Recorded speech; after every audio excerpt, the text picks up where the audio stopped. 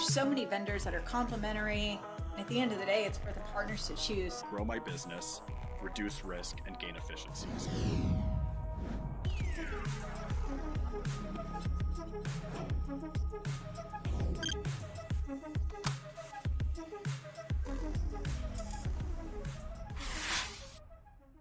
Hey everybody, welcome to Technically Unraveled.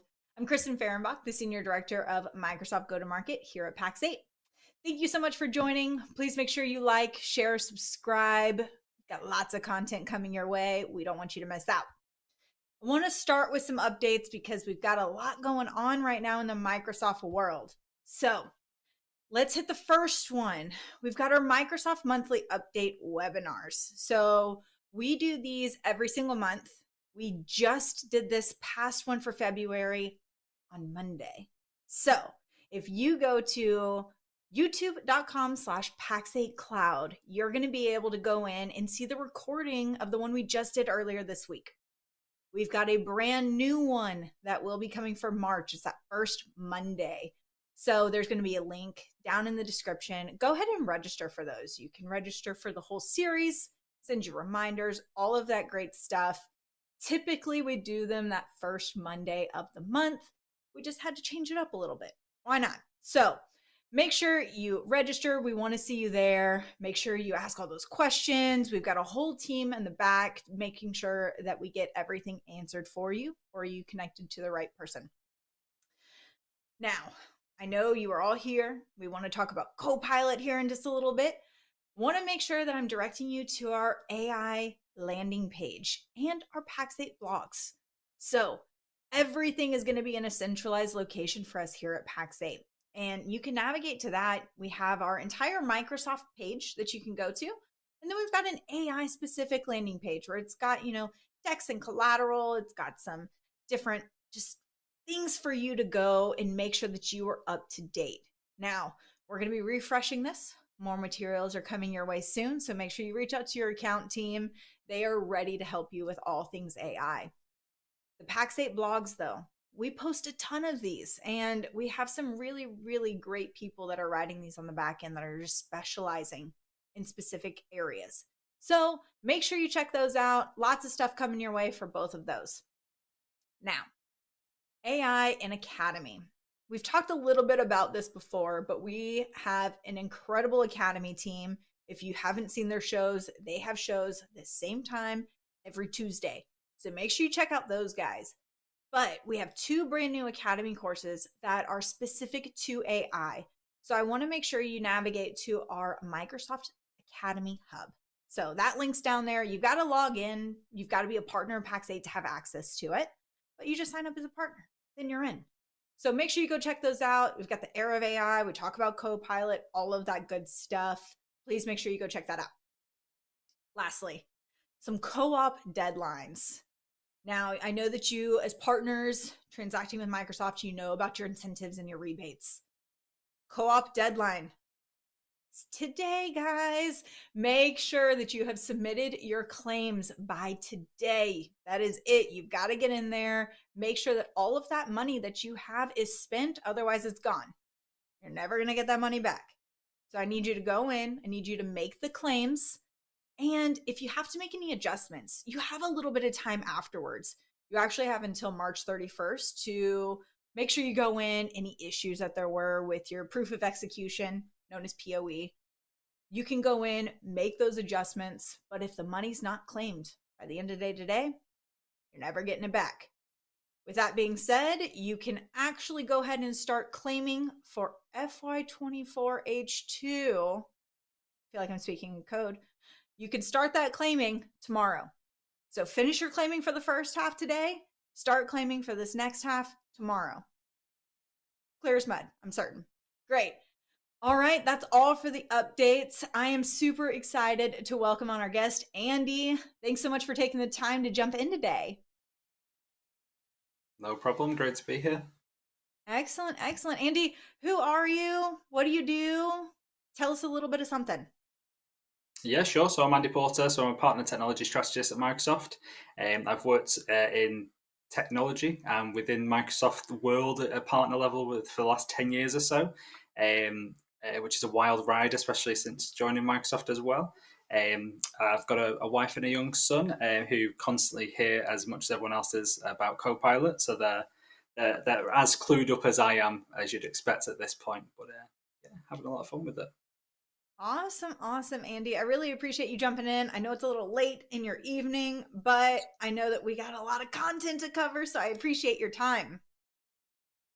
Yeah, All right. absolutely. I mean, Um, it's a little bit to go over. There's only a few co-pilots that are around, and AI is yeah, this brand just new thing that's only discovered, very and small thing.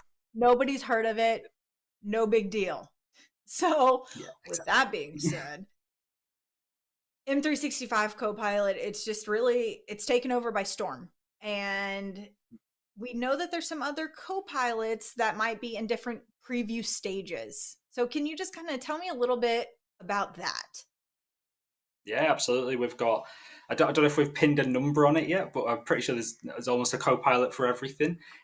So yeah, definitely from an Azure and a security point of view, we're in preview for those. From an enterprise customer perspective, similar to what we did with M365, but it's maybe a little bit more obvious and clearer now, which is great for conversations that we're having as well.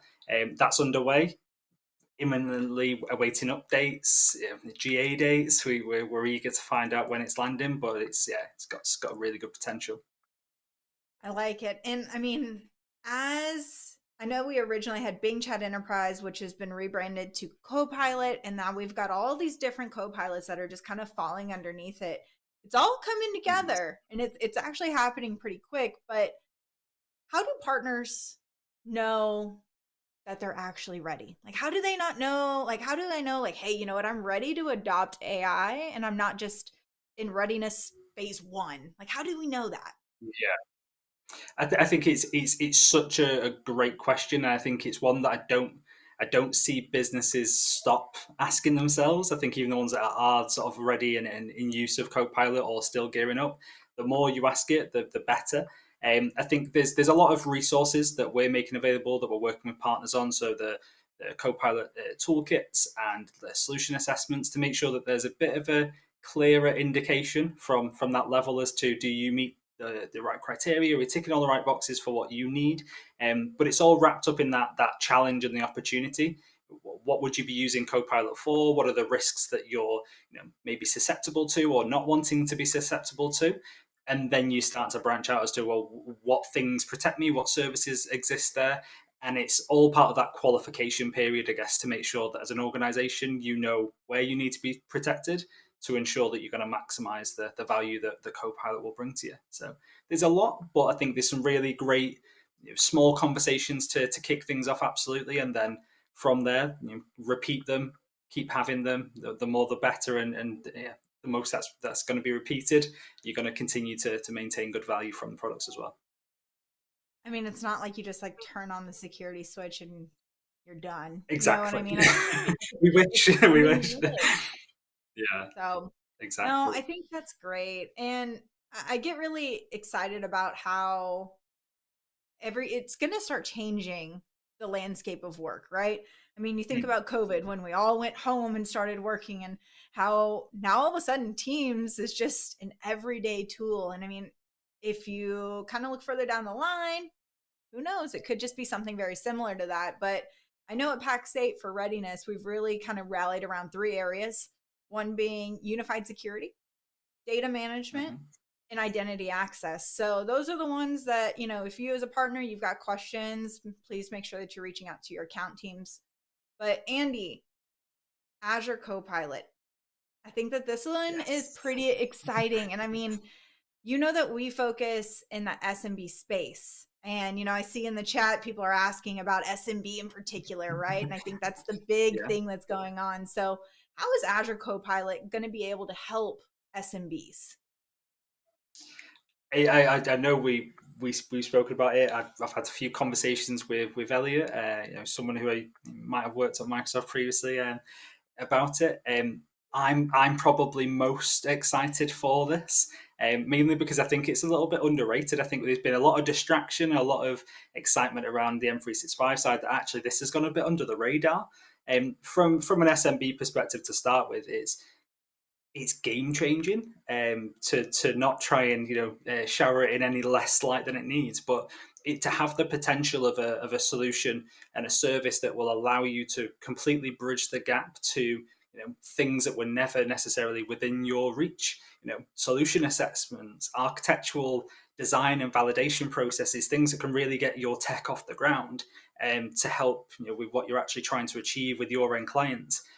It's always been a maybe a friend of a friend of a friend, and maybe there's a discount on something or some training that's going to help you get there. And really, it's a lot of hard work and dedication to get yourselves there. And almost having that co-pilot, which I think it's never going to not live up to that name, really will allow the SMBs to truly advocate for that co-pilot experience and that potential of impact to business. I think I challenge a lot of the enterprise conversations I have, in that the SMB market will humble us. They will tell us right from wrong, and they will be the qualification as to it being successful. And the conversations I'm having with SMBs at the moment is like they're going slow, they're going steady, they're going the right way, but also they are already seeing potential value. They're seeing that they can accelerate it more than anything. So a little those little steps of what would I do if I had it, what things are taking up our time today, that productivity side of it from an Azure perspective it's the same, but with the tech included at that point. So yeah, it's really got the potential to allow a lot of businesses to thrive really into areas they've maybe been a bit cost cut out of previously, unfortunately. So yeah, changing landscapes is going to be maybe the smallest way to describe it. No, I think that's great. And I mean, I think about a lot of our partners, right? And they might only transact one workload, which I'm Hmm. not going to say which one is always first, but let everybody else gather that one, right? But if they're wanting to pick up another workload, do you think that Azure Copilot will kind of help those partners that might not be as in depth? Like, do you think that it'll help Absolutely. kind of transfer over? Yeah, I think if you take that sort of that Chat GPT, that M365 Copilot sort of logic and that simplification on what do I need, what do I need to know, what do I need to understand, how do I even get started, apply that to a technical level, and you go, I've never used this service before. Azure's got a lot of services on there. There's absolutely no way I've touched all of them, but to be able to reference them and say, right, well, what is good for this product? How would I even implement it? How would I even get it, as part of my next workload? How can I start to, evolve into new services? To have that co-pilot experience there, to be able to guide you, direct you a little bit, give you that sort of narrative on this is what good looks like from step one, as opposed to you needing to go out and deploy it, make those mistakes, and go, I don't know what I've done, but I'm going to delete it and start again, and sort of just write that cost off. So having that experience, I think, is I've seen a couple of pictures, and we've got a lot of examples on the Copilot for Azure website as well.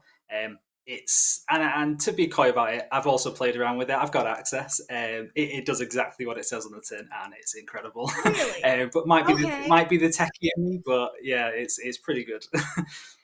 Okay, look, Elliot's going to be calling you and like, okay, let me see. No, I, We have I, calls. Yeah, I'm I yet to show love it him. I refuse. like these tools. They just make it so that the tech's not so far out of reach because Absolutely.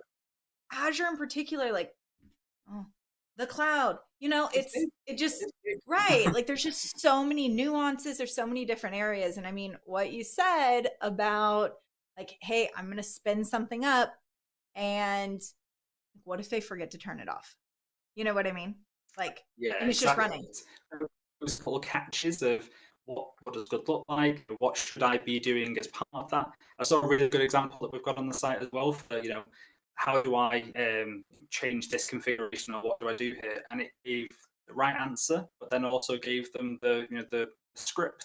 So if they want to do it in the portal, it's giving them other options in different direction.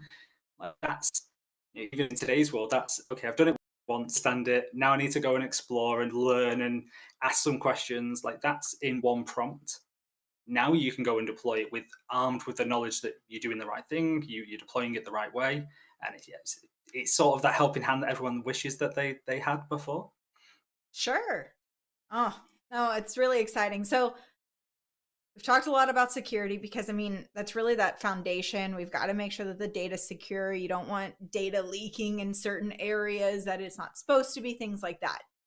But you mentioned Security Copilot.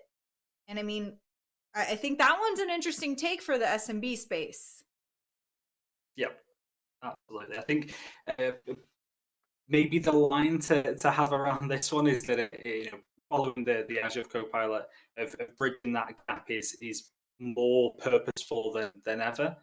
SMBs are probably the ones that are the most vulnerable to security threats, but probably the least prepared, the least protected. So having that side of it that truly bridges from a knowledge perspective, from what to do, implement, how to do it right, how to get ahead from day one, as opposed to when a threat's at the door or when the threat's already inside the house. And it's going to be incredible from a security perspective. Awesome. So you've led me down this path, Andy. So we're going to do it because I'm a little nervous about business standard. So if we're looking at business standard in particular, what are some things that we should probably keep in mind for security as we're looking into AI? Yeah, I think it's definitely going to be that divide of what you do and don't get. So definitely from a business standard protection, it's not going to provide you, those extra features that are definitely going to become the basis of good fundamental security practice for every organization. And it's really about, if you've got other tools and other services and other means to do so, that having that complete sort of view of it. A lot of comparisons that we see between business standards, business premium, and even SMBs have more conversations around E3 now as well. It's really exploring even just that data loss protection angle and the labeling, making sure that things are almost categorized and organized in the correct ways. That's definitely going to be something that holds organizations back, and always has that level of risk that will sit there as well. Absolutely. And, I feel like I always have to come back to M365 because there's an adoption phase, I feel. And you know what? I personally have it. It was put on to my account. So I'm like, all right, I'm going to get in there and I'm going to co-pilot some things. Let's see, you know what I mean? And obviously I use it in Teams first because I feel like that's kind of that easiest where I'm always working. And then where else can I start to use it? So how long, from your perspective, is it until people really start seeing those results from M365 Copilot? Yeah, it's a question I probably get asked every day. I think we still get a lot of feedback out of the results from the preview, and obviously the hot off the press to go live. But we're in, realistically between sort of months is probably that optimal time of making sure that the leverage of the graph. I think I best describe it almost as neural pathways being in setup, and that experience happens once it's activated. So on what it sees from activation to how much you put into it, we've seen that might be quicker with people that are completely fluid with using it and adopting it faster. And so those people that trying to figure out where it's used, walking through their days and finding those areas to attach it to, that adaptation period is a little bit longer. But yeah, probably I'd say 2 to 3 months is that time to realize that value. And when it came out as an annual SKU, I think we were all a little shocked. And I was like, okay, it's $360 a year. It's up front. Like, we have just got to make sure that people understand what that means, right? And it's interesting because like most other SKUs, they have that monthly option. But I think in this case, it might be good because it's making sure that people kind of stick with it long enough to make sure that they're seeing that value. And I know it's kind of tough up front, but do you think it's better in the long run so that way partners can really just like understand, like, hey, you know what, it takes one, a little bit for it to get adopted, two, for people to really get comfortable in using it because you're changing the way that you work. Yeah, absolutely. I think and it's been quite an interesting conversation as you can imagine throughout the gear up was it's quite a costly amount, even just the $30. But even then comparing it to the SKU itself, it's breaking it down, I would say, into where do you find those use cases, what opportunities do you see attaching to Copilot, and what from a monetary perspective, how do you see that being realized? So how does that compare to the cost price? Myself and my team at Microsoft did a bit of an exercise when we first got it. And we very quickly found ways to be more efficient, more effective, to easily justify the price of the license. And we were part of that group, almost advocating for the voice of the partner community of if we weren't going to get it by our organizations, we would happily pay for it ourselves, because we could already from our working days, from our personal life. So definitely, that price point realization, I think, is encouraged by that annual, but I think it's that familiarity with people knowing that other SKUs have other options that makes this feel a little bit more aggressive in a way. But I think it's with that approach of makes are you second guessing it because of the annual, or is it also with that factor of I'm not quite sure about the use case here. I have to commit to the year. I have to commit to the value. So have I uncovered what that those use cases, those applications could be? And it's if anything, it's generating more more great conversations off the back of it with that hesitation, which I think is absolutely perfect. Awesome. It's funny. It could be my internet. It might be yours. Maybe it's the Copilot in each of our backgrounds that is like taking up all the bandwidth. But I think we're back. Sorry if it's a little fuzzy. It could be me. Who knows? But okay. So security and Azure, they're both in private preview, but you've got it. All right. We have partners that might be interested in this. How do they get involved? Like what should we expect next? What's going on? Yeah, so from a preview perspective, it's available for enterprise customers for application. It's just on the website, so you can go to Azure Copilot for Azure and Copilot for security, and all the details are on there. And then as part of that, there's obviously sign up options for updates as well. Which we're keeping thick and fast to partners. I think with a lot of the updates we've had so far, I think I probably found out within hours of our partners finding out as well, just to make sure that there's no delay with everyone finding out and mobilizing on it. So yeah, as soon as updates come out, they are the hot off the press updates. So make sure that we're just monitoring those. The blogs will be posted. There's a lot of things happening. I did make a bit of maybe a bit of a crystal ball motion last year that massively did not align. But I always look at the Microsoft calendars. Have a look at what events are coming up. Ignite's always a big prominent one for the year, which I thought maybe we go big on that, and we dropped it November 1st instead.